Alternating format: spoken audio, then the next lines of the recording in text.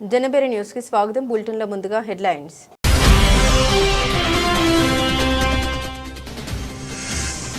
6 జిల్లాల కలెక్టర్లు ప్రదర్శించిన బెస్ట్ ప్రాక్టీసెస్ ను రాష్ట్ర వ్యాప్తంగా అమలు చేయాలి. ఆదేశాలు జారీ చేసిన ముఖ్యమంత్రి చంద్రబాబు.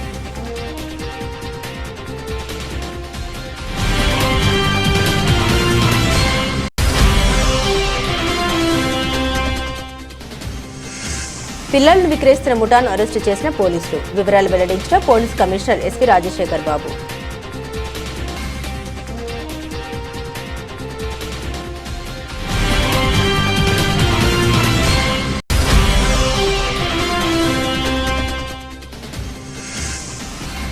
ఏఎన్ఆర్ కళాశాల వజ్రోత్సవ ముగింపు వేడుకల్లో ముఖ్య అతిథిగా పాల్గొన్న వెంకయ్య నాయుడు.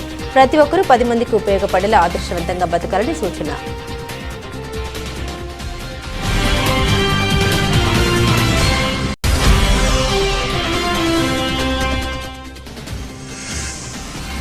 బడబాబులకు కట్టపెట్టేందుకే ప్రభుత్వ మెడికల్ కాలేజీలను ప్రైవేటీకరణ చేస్తున్నారు. కూటమి ప్రభుత్వంపై ఆరోపణలు గుప్పించిన సిపిఐ కేంద్ర కమిటీ సభ్యులు కె రామకృష్ణ.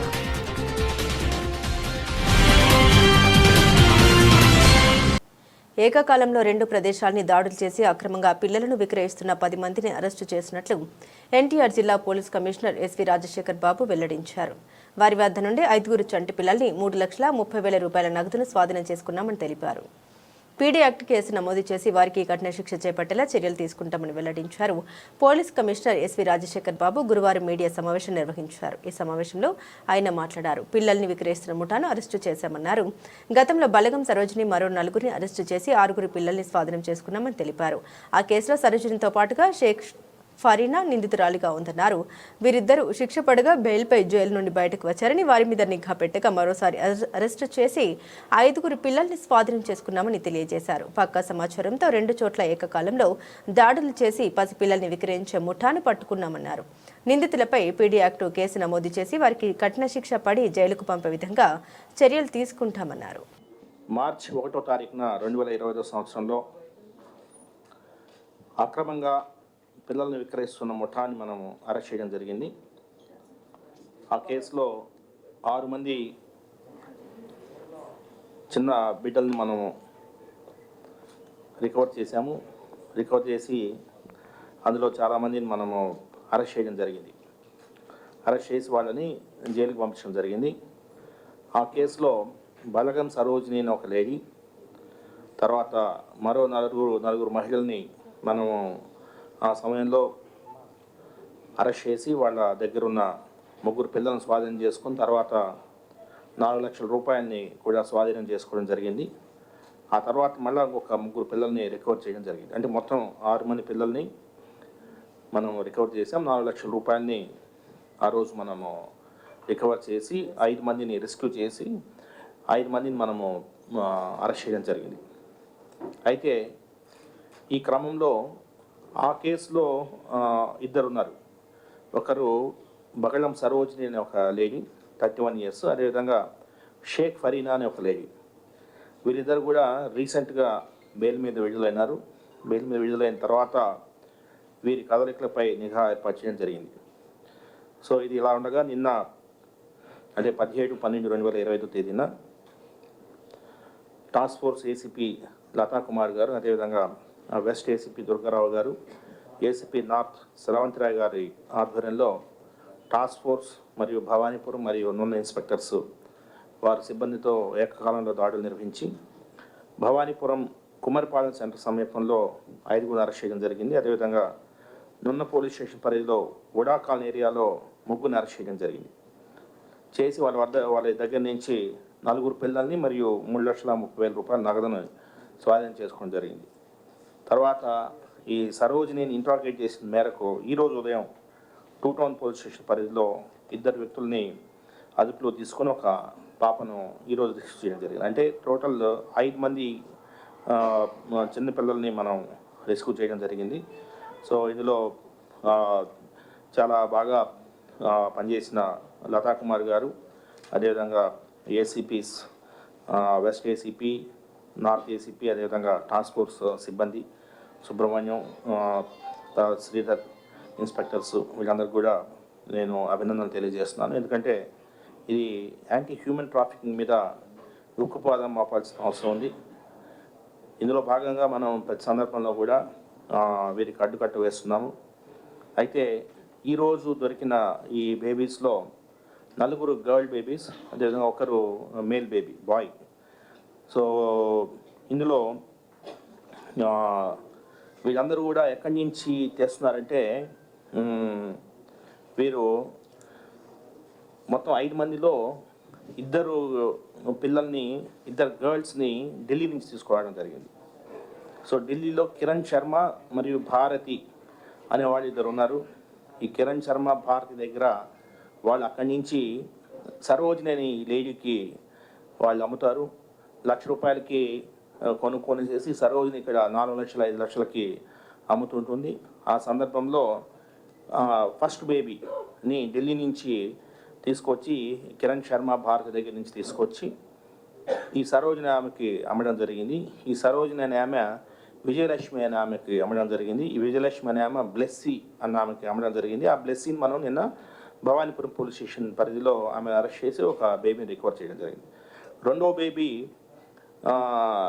ముంబై నుంచి సతీష్, కవిత, సూర్య అని 3 ఉన్నారు. సో వీళ్ళు ముంబై చుట్టుపక్కల ప్రాంతాల్లో ఈ చిన్నపిల్లలను కొంటారు. వారి దగ్గర నుంచి సరోజిని ₹1,00,000కి కొనుక్కొని రెండో బేబీ గర్ల్ మళ్ళీ. సో ముంబై నుంచి సతీష్, కవిత, సూర్య నుంచి ఈ గర్ల్ని కొనుక్కొని సరోజిని షేక్ బాషావలి, ఇతను సత్యనపల్లికి సంబంధించిన షేక్ బాషావలి అనే అతనికి ఇవ్వడం జరిగింది. అతను ఇంకెవరికో అమ్ముతాడు. సో అతను అమ్మకు మునిపే ఈ 5 మంది గర్ల్స్ని ఈ మీడియేటర్స్ దగ్గర నుంచి మనము రెస్క్యూ చేయడం జరిగింది. ఈ షేక్ బాషావలి కూడా భవానీపురంలో ఏరియాలో ఉండగా ఆయన కూడా అరెస్ట్ చేసి ఇంకొక బేబీని, 2వ బేబీని రెస్క్యూ చేయడం జరిగింది. 3వ బేబీ కూడా, ఈ బేబీ కూడా ముంబైకి సంబంధించిన బేబీ. ఈ బేబీని కూడా సతీష్, కవిత, సూరి అనే ముంబైకి చెందిన గ్యాంగ్ ఎవరైతే ఉన్నారో వీరు నందిని అనే ఆమెకు అమ్మ చూపారు. ఆ నందిని వివిజీ రామ్జీ చట్టంపై బురద చల్లాలని కాంగ్రెస్ ప్రయత్నిస్తోందని ఏపీ బీజేపీ అధికార ప్రతినిధి సాధినేని యామిని శర్మ ఆరోపించారు. రాద్ధాంతమే సిద్ధాంతంగా కాంగ్రెస్ ప్రయత్నిస్తోందని, మోదీ పాలనలో గ్రామాల అభివృద్ధి చూసిన ప్రజలు కాంగ్రెస్ మాటలు నమ్మడం లేదని తెలిపారు. నగరంలోని స్టేట్ బీజేపీ కార్యాలయంలో గురువారం మీడియా సమావేశం జరిగింది. ఈ సమావేశంలో ఏపీ బీజేపీ అధికార ప్రతినిధి సాధినేని యామిని శర్మ పాల్గొని మాట్లాడారు. వికసిత్ భారత్ 2040లో భాగంగా భారతదేశ అభివృద్ధిలో గ్రామాలు ముందు ఉండాలన్న లక్ష్యంతో వివిజీ రామ్జీ చట్టాన్ని తీసుకొచ్చామన్నారు. ప్రతి గ్రామాన్ని వికసిత్ గ్రామ పంచాయతీగా చేయడమే ఈ చట్టం లక్ష్యమన్నారు. కేంద్రంలో ప్రతి పథకానికి రియల్ టైం గవర్నెన్స్ ఉంటుందన్నారు. ఉపాధి హామీ నిధులు లీకులు లేకుండా నేరుగా లబ్ధిదారునికే చేరే విధంగా మార్పులు చేశామన్నారు. ఈ చట్టంపై కాంగ్రెస్ బురద జల్లాలని ప్రయత్నిస్తోందన్నారు. కేంద్ర నిధులు దోచుకుంటున్న కాంగ్రెస్ నేతలకు చట్టం చదువుకోవడం తెలియదన్నారు. అంటే ఈ ప్రాజెక్టు ఆ శాఖలో ఏం జరుగుతుందో ఈ శాఖకు తెలియదు, ఈ మండలంలో ఏం జరుగుతుందో వాళ్ళకి తెలియదు. ఇలా గజిబిజి గందరగోళంగా ఉన్నటువంటి పరిస్థితులలో అన్నిటినీ సంబంధిత పనులన్నిటినీ తీసుకొని ఒక చోటుకి వస్తే అప్పుడు ఆ వృధా అనేది చాలా తగ్గుతుంది. అది రాష్ట్రానికైనా సరే, కేంద్రానికైనా. గ్రామాలకి మరింత ఎక్కువగా నిధులు వస్తాయి. ఇది చట్టం ద్వారా జరగబోయేది. అది గ్రామాలకి మరిన్ని నిధులు వస్తాయి, మరింత ఉపాధి లభిస్తుంది. ఇదేంటంటే వీళ్ళు ఇంకా సహజంగానే వాళ్ళకు ఉన్నటువంటి ధోరణి ఏంటంటే ఈ దేశాన్ని అంతా కూడా దోచిపెట్టేస్తున్నారు కొంతమందికి అన్నటువంటిది ఒక ప్రతి దానికి ముద్రేస్తారు.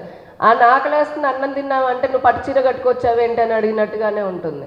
అంటే సంబంధం లేకుండా దేనికైనా సరే ఏదో ఒక దానికి ఎవరో ఒక దానికి లింక్ పెట్టాలి, దాన్ని కార్పొరేట్ చేసేస్తున్నారని. ఈ విషయానికి వస్తే ఇప్పుడు జగన్మోహన్ రెడ్డి గారిదే చాలా బెస్ట్ ఎగ్జాంపుల్ ఈరోజు జరుగుతున్నటువంటిదే.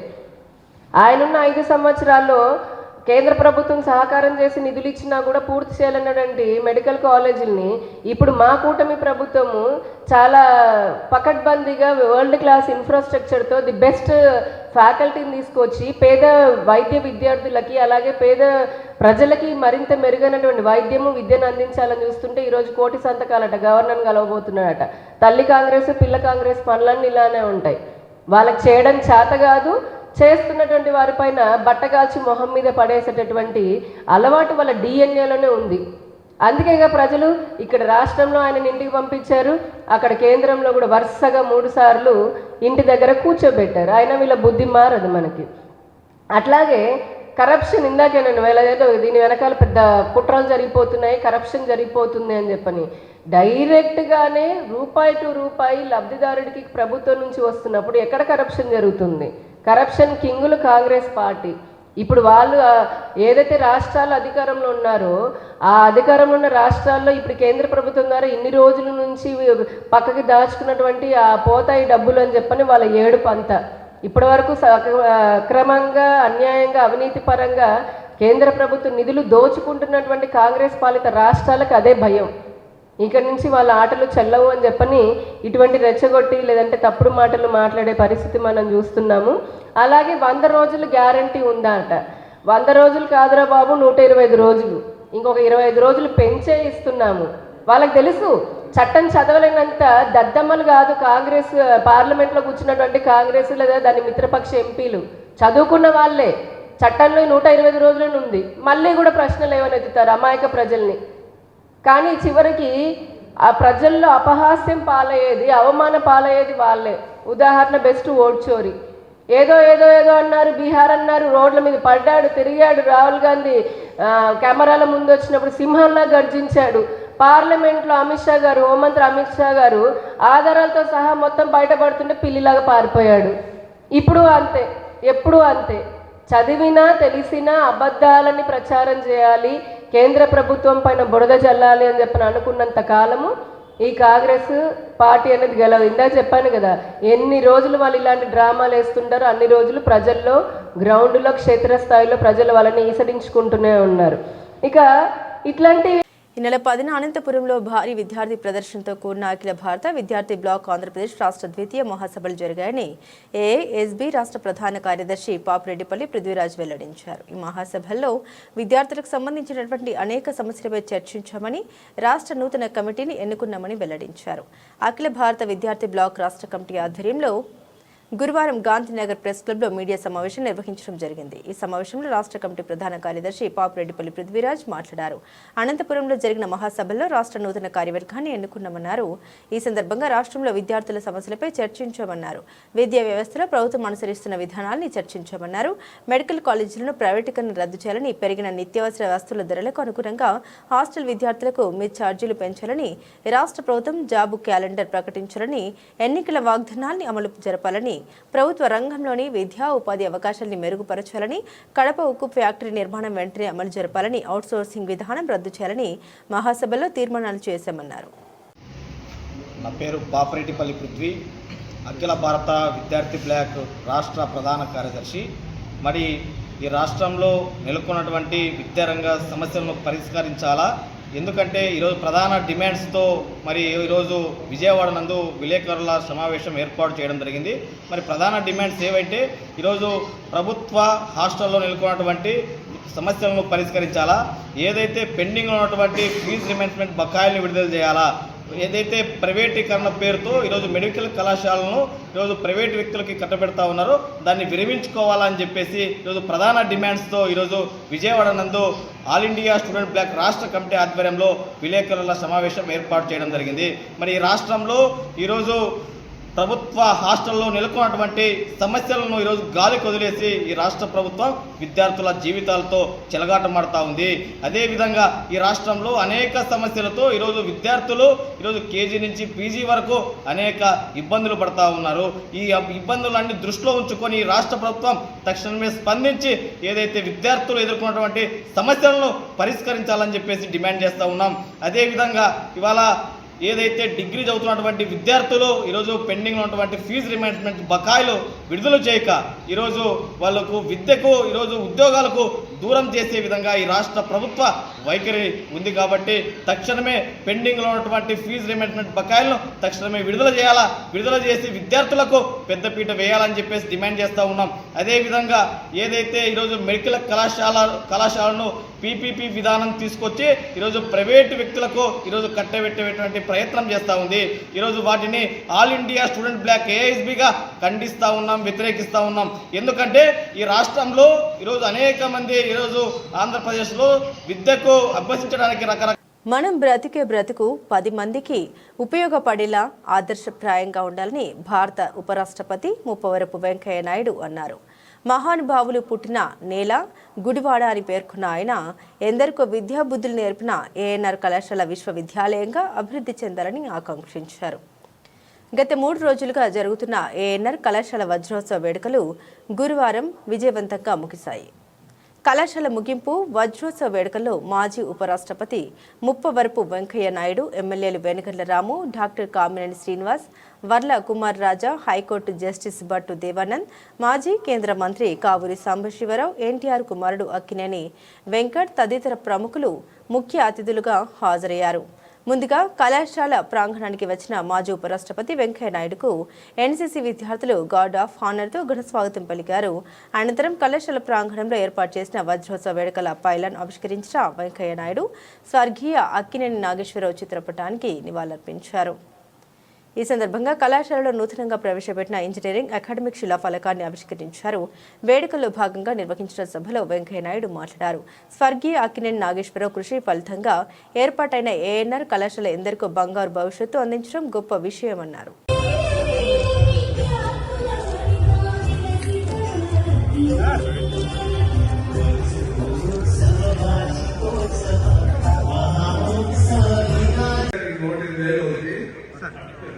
సార్ శ్రీనివాస్ సార్ కొంచెం ఇస్తానా చెప్పండి కెమెరా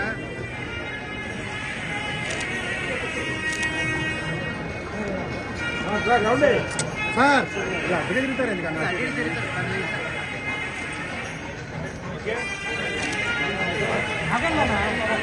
దేశంలో ప్రముఖ దినపత్రిక ది ఎకనామిక్ టైమ్స్ అందించే అవార్డు ఈసారి ముఖ్యమంత్రి నారా చంద్రబాబు నాయుడిని వరించింది.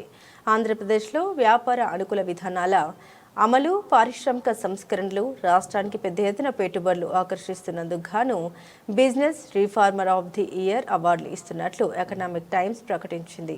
మార్చిలో నిర్వహించనున్న ప్రత్యేక కార్యక్రమంలో కేంద్ర ఆర్థిక మంత్రి నిర్మలా సీతారామన్ చేతుల మీదుగా ఈ అవార్డును చంద్రబాబు అందుకోనున్నారు. ఈ అవార్డును దేశంలోని ప్రముఖ పారిశ్రామికవేత్తలు, ఆర్థిక నిపుణులు, న్యాయవేత్తలతో కూడిన అత్యున్నత స్థాయి జ్యూరీ ఎంపిక చేసింది. ఈసారి జ్యూరీలో Bharti group chairman Sunil Bharti Mittal, JSW group chairman Sajjan Jindal, Kotak Mahindra bank వ్యవస్థాపకులు ఉదయ్ కోటక్, నారాయణ హెల్త్ వ్యవస్థాపకులు డాక్టర్ దేవిశెట్టి, సీనియర్ న్యాయవాది Abhishek Manu Singhvi, Tata trust chairman Noel Tata వంటి ప్రముఖులు సభ్యులుగా ఉన్నారు. జ్యూరీకి డెలాయిట్ సంస్థ సలహాదారుగా వ్యవహరిస్తుంది. ఈ అవార్డును గతంలో కేంద్ర మంత్రులు అశ్విని వైష్ణవ్, ఎస్ జయశంకర్, నిర్మలా సీతారామన్, మహారాష్ట్ర మాజీ సీఎం దేవేంద్ర ఫడ్నవీస్, కేంద్ర మాజీ మంత్రి అరుణ్ జైట్లీ, పీయూష్ గోయల్ వంటి వారు అందుకున్నారు.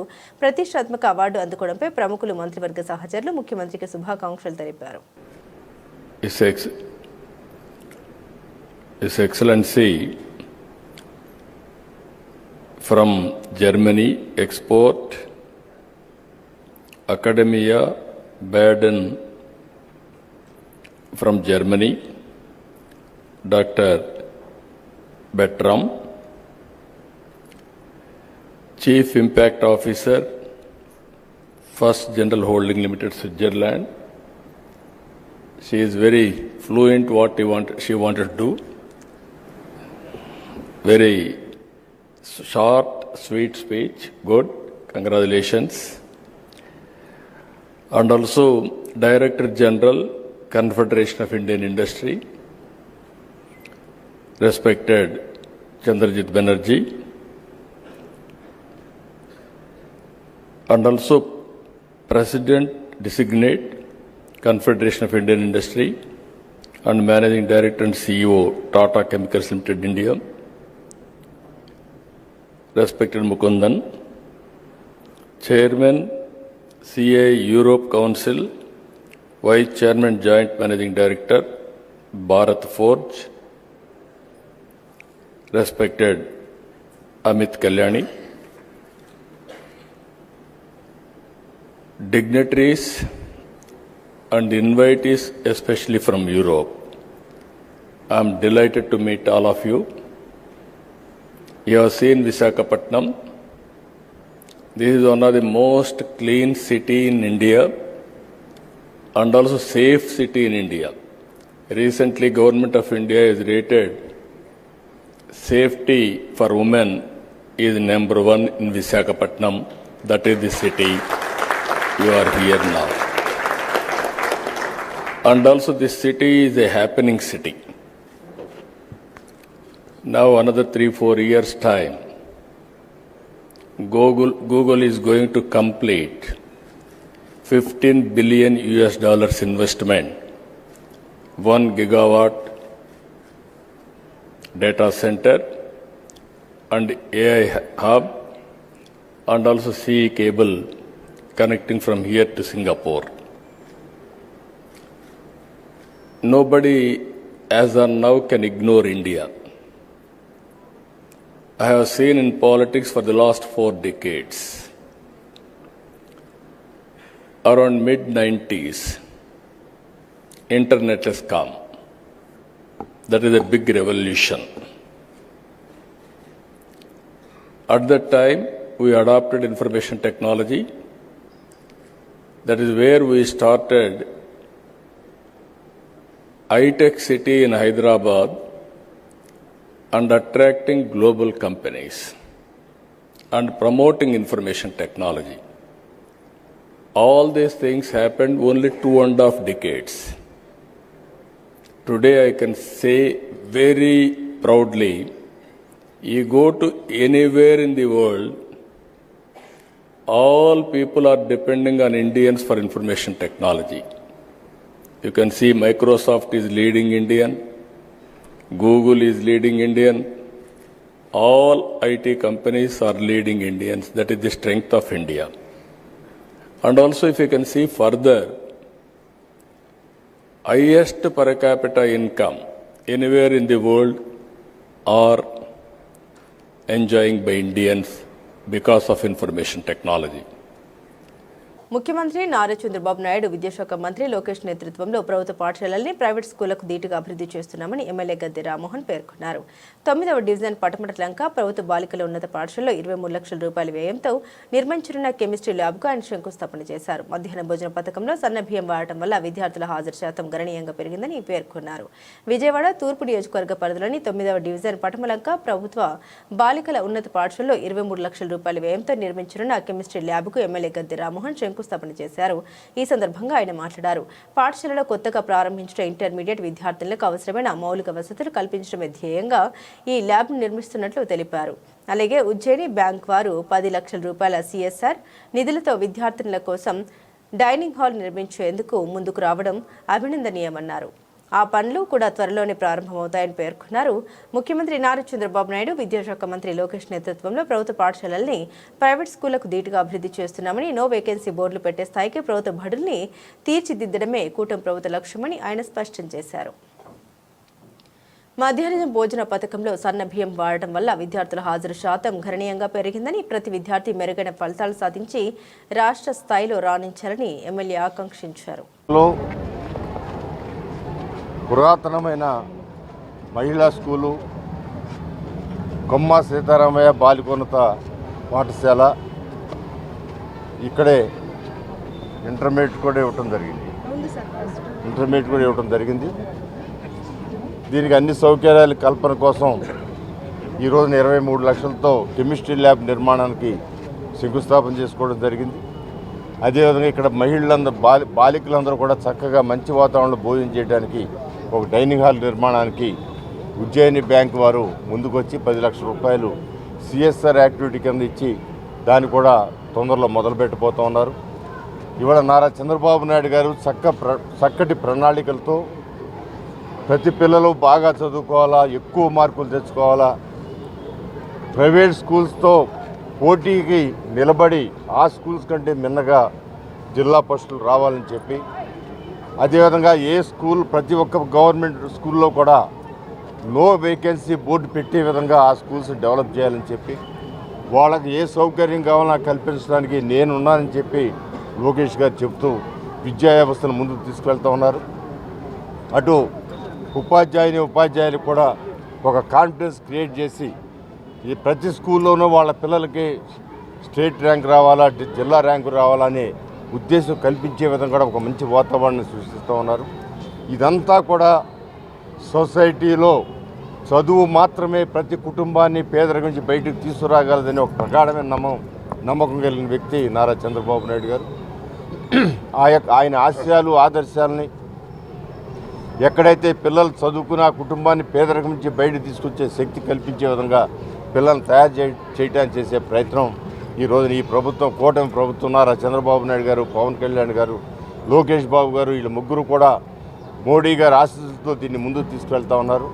అందుకని మాకు చెప్పారు లోకేష్ బాబు గారు, ఎక్కడ ఏ స్కూల్కి ఏ అవసరమన్నా నా దృష్టికి తీసుకురండి, వాటిని సమకూర్చే బాధ్యత నేను తీసుకుంటానని కూడా చెప్పడం మాకు ఒక గొప్పగా చెప్పడం జరిగింది. అందువలన ప్రతి ఒక్క స్కూలు టాప్ మెరిట్లు వచ్చే విధంగా, పిల్లలు మంచి మార్కులతో వచ్చే విధంగా వాళ్ళ భవిష్యత్తు మాట్లాడమంటున్నారు.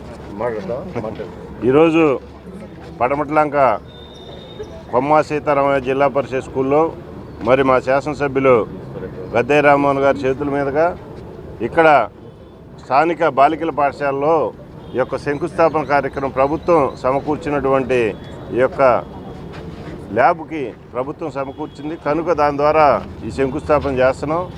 ఈ యొక్క శంకుస్థాపన కార్యక్రమం ఉన్నటువంటి ఇక్కడ విద్యార్థులు కానీ, బీఈడీ గారు కానీ అందరం కూడా పాల్గొని మరి అందరూ చక్కటి కార్యక్రమాన్ని జయప్రదం చేసినందుకు ఈ యొక్క స్కూల్ అభివృద్ధి కోసం ఇంకా స్థానికంగా ఉన్నటువంటి నాయకులు అలాగే అందరం కూడా కష్టపడి ఈ స్కూల్ని టీచర్స్ కానీ అందరూ కూడా మంచి పేరు తేవాలని పిల్లలతో సహా కోరుకుంటూ సెలవు తీసుకుంటాం. వేల కోట్ల రూపాయలు బడాబాబులకు కట్టబెట్టేందుకు ప్రభుత్వ మెడికల్ కాలేజీలను పీపీపీ విధానంలో ప్రైవేటీకరణ చేస్తున్నారని సిపిఐ కేంద్ర కమిటీ సభ్యులు కె రామకృష్ణ కూటమి ప్రభుత్వంపై ఆరోపణ చేశారు. అనేక ప్రభుత్వ ఆస్తుల్ని ప్రైవేట్ సంస్థలకు ప్రభుత్వం అప్పచెబుతుందని, ప్రైవేటీకరణకు వ్యతిరేకంగా సిపిఐ పోరాటం చేస్తుందని తెలిపారు. సిపిఐ నగర సమితి ఆధ్వర్యంలో బుధవారం ధర్నా చౌక్లో నిరసన కార్యక్రమం జరిగింది. ఈ కార్యక్రమంలో సిపిఐ కేంద్ర కమిటీ సభ్యులు కె రామకృష్ణ, నగర కార్యదర్శి జి కోటేశ్వరరావు తదితరులు పాల్గొని మాట్లాడారు. పీపీపీ పేరుతో ప్రభుత్వ కళాశాలల్ని ప్రైవేట్ వ్యక్తులకు దారదత్తం చేస్తూ కూటమి ప్రభుత్వం నిర్ణయాలు తీసుకుందన్నారు. ప్రభుత్వం ఆస్తుల్ని ప్రైవేట్ సంస్థలకు, వ్యక్తులకు కట్టబెడుతుందన్నారు. ఈ విధానాల వల్ల రాష్ట్ర ప్రజలకు తీవ్ర నష్టం వాటిల్లుతుందన్నారు. ప్రైవేటీకరణ నిర్ణయాలను వెంటనే వెనక్కి తీసుకోవాలని, లేకుంటే ఉద్యమాన్ని మరింత ఉధృతం చేస్తామని ప్రభుత్వాన్ని హెచ్చరించారు. పీపీపీ సిస్టంలో ఆల్రెడీ ఇప్పటికే 90% పూర్తయిన వాటిని, సీట్లు వచ్చిన వాటిని కూడా కాదనుకుని దుర్మార్గంగా సీట్లు సరెండర్ చేసిన ఈ దిక్కుమాలిన ఎన్డీఏ ప్రభుత్వం ఏదైతే ఉందో దాన్ని తీవ్రంగా ఖండిస్తున్నాం. ఇవాళ విజయవాడ నగర సమితి వాళ్ళు ఏదైతే ఈ కార్యక్రమం పెట్టిందో అభినందిస్తూ ఒక్కటి విజ్ఞప్తి చేస్తున్నాను. జగన్మోహన్ రెడ్డి గారు దీనికి తెరదీశారు. ప్రభుత్వ మెడికల్ కళాశాలలో ఈ దేశంలో మొదటిసారి ఈ విధంగా 50% అమ్మేస్తే, కిటికీ తెరిస్తే డోర్లు కూడా తీసేసి పైకి పెంచుకుంటే దుర్మార్గం వైఖరి వాళ్ళు కుదరదు. తక్షణమే దీన్ని వాపసు తీసుకోవాలని డిమాండ్ చేస్తున్నాం. రెండో విషయం కూడా చెప్తున్నాం, ఇంతకు మిత్రులు చెప్పినట్టు మీ అయ్యా జాగీర్లే వాళ్ళ విశాఖ ఉక్కు అమ్మడానికే మీ అయ్యా జాగీరా. ఇక్కడ తెలుగు ప్రజలు అక్కడి నుంచి ఇక్కడ వరకు ఆత్మత్యాగం కడితే అన్ని ప్రైవేటైజ్ చేసిన దిక్కుమాలిన ఆదానికి, ఆ గుజరాతీ మార్వాడి వ్యాపారులకి ఇక్కడ ప్రజలు కట్టిన పన్నుల్లోంచి నేను చెప్తాను. మీరు ఏ పార్టీ అన్నా, తెలుగుదేశమా, జనసేన, వైకాపా లేదా ఏ పార్టీ అన్నా అందరికీ చెప్తాను. మీ ఎమ్మెల్యేకి గుండెల్లోంచి, నిజాయితీలోంచి మాట్లాడండి. మీరు ఇక్కడ మన ప్రజలు కట్టిన పన్నుల్లోంచి రాయితీలు అంట గుజరాతీ మార్వాడి ఫ్యాక్టరీలకు ఇచ్చి ఆ ఫ్యాక్టరీల దగ్గర మనం బాలిసల కింద, వాచ్మెన్ల కింద చేయాలా? ఇక్కడ విద్యార్థులకి. మిత్రులందరికీ నమస్కారాలు. ఇవాళ రాష్ట్ర ముఖ్యమంత్రి చంద్రబాబు నాయుడు గారు రాష్ట్రంలో ఉన్న 17 గవర్నమెంట్ కళాశాలలు, మెడికల్ కళాశాలలన్నీ కూడా ప్రైవేట్ అప్పచెప్పడానికి ప్రయత్నం చేస్తూ ఉన్నాడు. నిన్న కలెక్టర్స్ మీటింగ్లో కూడా చెప్పారు, పీపీపీ అంటే ప్రజలు సరిగా అర్థం చేసుకోవడం లేదు, ఇది ప్రైవేటేషన్ కాదు, గవర్నమెంటే నడుపుతుంది, గవర్నమెంటే 2 ఏళ్ల పాటు వాళ్ళకి జీతాలు కూడా ఇస్తుంది. మరి in the name of PPP మీరు 1200 కోట్ల రూపాయలు ఏవైతే వాళ్ళకి జీతాలు ఇస్తూ ఉన్నారో ఇంతకంటే వృథా ఇంకోటి ఉందా అని అడుగుతూ ఉన్నారు. మేనేజ్మెంట్ ఏమో ప్రైవేటా, అదేవిధంగా అక్కడ ఫీజు కలెక్ట్ చేసుకునేది ప్రైవేట్ వాడే కలెక్ట్ చేసుకుంటాడు, సీట్ల అలాట్మెంటు ప్రైవేట్ వాళ్ళే చేస్తారు. మీరేం చేస్తారు? వాళ్ళకి జీతాలు ఇస్తారు. 1200 కోట్ల రూపాయల జీతాలు మీరు వాళ్ళకి ఇచ్చి మేము గవర్నమెంటే నడుపుతామని చెప్పి మీరు ప్రచారం చేసుకుంటా ఉన్నారు. మరి గవర్నమెంట్కి చేత కానప్పుడు ఎందుకు అధికారంలో ఉండాలో మీరే సమాధానం చెప్పాలి. ఎందుకంటే పైగా మంత్రులే కొంతమంది సిగ్గు లేకుండా ఇవాళ చెప్తా ఉన్నారు మనకంటే ప్రైవేట్ వాళ్ళు బాగా నడుపుతారని. మరి ప్రైవేట్ వాళ్ళే బాగా నడిపేటప్పుడు మీ గవర్నమెంట్ కూడా అడ్మినిస్ట్రేషన్ కూడా ప్రైవేట్కి అప్పచెప్పండి. 5 ఏళ్ళకి ఒకసారి ఎలక్షన్లు ఎందుకు? మీరు అధికారం ఎందుకు? మీకు మంత్రి పదవులు ఎందుకు? మీకు పోలీసు ఎస్కార్ట్ ఎందుకు? మీరు ఓపెన్గా ఒప్పుకుంటా ఉన్నారు మేము సక్రమంగా నడపలేము, వాళ్ళే బాగా నడుపుతారని.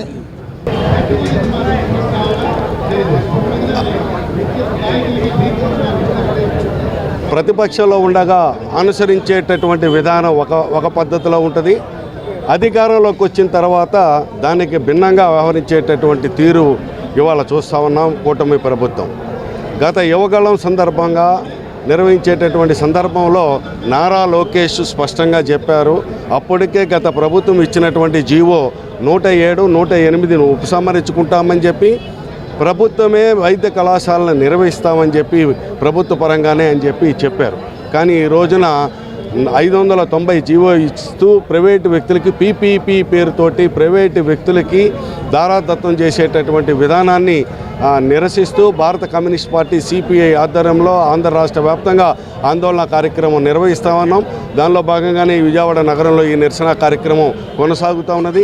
రాబోయేటటువంటి కాలంలో విద్యార్థుల నుంచి అలాగే ఉపాధ్యాయుల నుంచి తీవ్రమైనటువంటి నిరసన వచ్చేటటువంటి క్రమాన్ని ప్రభుత్వం గమనించి తక్షణమే 590 జీవోని ఉపసంహరించి ప్రభుత్వమే యొక్క కాలేజీలని నిర్వహించేటటువంటి దానికోసం తక్షణ చర్యలు చేపట్టాలని సిపిఐగా డిమాండ్ చేస్తా ఉన్నాం. ఆ వైపుగా కాకపోతే రాబోయే కాలంలో పెద్ద ఎత్తున ఆందోళన కార్యక్రమానికి శ్రీకారం చుడతామని చెప్పి సిపిఐగా హెచ్చరిస్తా ఉన్నాం.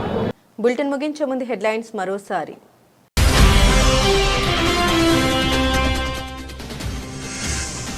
6 జిల్లాల కలెక్టర్లు ప్రదర్శించిన బెస్ట్ ప్రాక్టీసెస్ ను రాష్ట్ర వ్యాప్తంగా అమలు చేయాలి ఆదేశాలు జారీ చేసిన ముఖ్యమంత్రి చంద్రబాబు.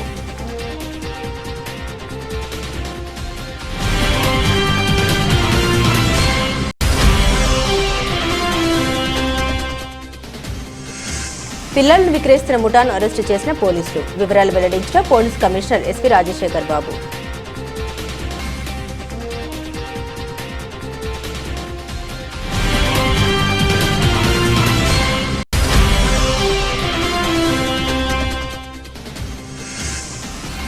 ఏఎన్ఆర్ కళాశాల వజ్రోత్సవ ముగింపు వేడుకల్లో ముఖ్య అతిథిగా పాల్గొన్న వెంకయ్యనాయుడు. ప్రతి ఒక్కరూ 10 మందికి ఉపయోగపడేలా ఆదర్శవంతంగా బతకాలని సూచన.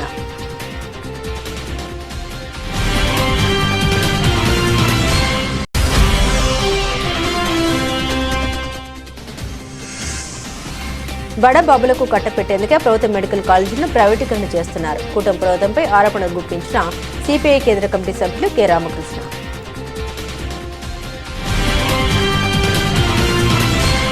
ఇవి బులెటిన్లోని విశేషాలు. తిరిగి మరో బులెటిన్తో మళ్ళీ కలుసుకుందాం. అంతవరకు సెలవు. నమస్కారం.